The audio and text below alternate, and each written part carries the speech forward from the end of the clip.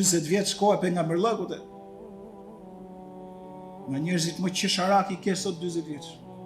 40 vjeç lajthisin sot. Ku për Zotin po? Ku s'dëgjoj?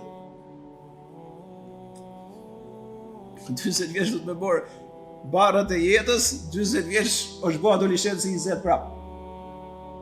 Është e çuditshme shumë. Nuk vej dorë zjarr për 60-ën, po për 40-ën, Zot na ruaj. 40 është mosha më delikate. Ti ke shku 40 vjeç, je martu, ke fëmijë, ke amanet, fëmijët, nusen mbi të gjitha prindrit. Imagjino sa i formum do të jesh, se nëse ti rrëzohesh, rrëzohet e gjithë kjo kështjellë që është ndërtu nga tafërmit e tuaj.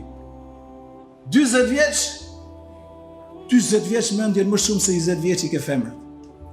40 vjeç më shumë mendjen ke leku se sa 20 vjeçi. 40 vjeç Bobi Set si me qenë 15 vjeç asnjë lloj pjekurie. 40 e mbrapa fillojnë dalin thinjat asnjë lloj përvoje.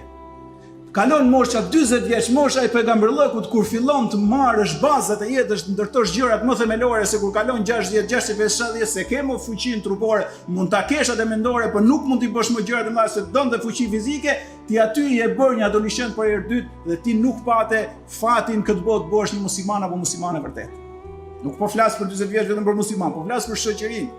Po çfarë ndodh me 40 vjeç që se ka besimin si duhet, ose në të njëjtën kohë një 40 vjeç që s'beson. Thot jam 40, ja deri nga mosha 55 vjeç mund të jem pak në modë, mund të jem pak në trend. Edhe aty bëhet 10 fish adoleshencë, se thot s'kam dhe shumë kohë, ta shijoj edhe pak jetën dhe pasha të madhin Zot kalon nga qesharak më qesharak. Nga i çuditshëm më i çuditshëm se çdo. Prandaj çohu dhe qerto, çohu dhe këshillo. Formohu vetë dhe formohu dhe tjerët, sepse s'ka kohë më, një herë është jeta.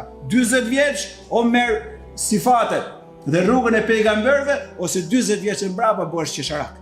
Dhe në kohën që ti 40 vjeç jepesh më shumë mas femrave, 40 vjeç kutohesh mas lekut, 40 vjeç bëhesh prapë adoleshent, m'fal, fëmijët ku i le? Nënë e babë që kanë shku në moshë thellë, ku i le? Ti si e për vete, pa të kush do t'i mbaj. Po si të bashkëshortë si janë këty. Dhe fillon çoroditet familja, shoqëria, jeta dhe nuk zbohet asgjë siç i ka hije.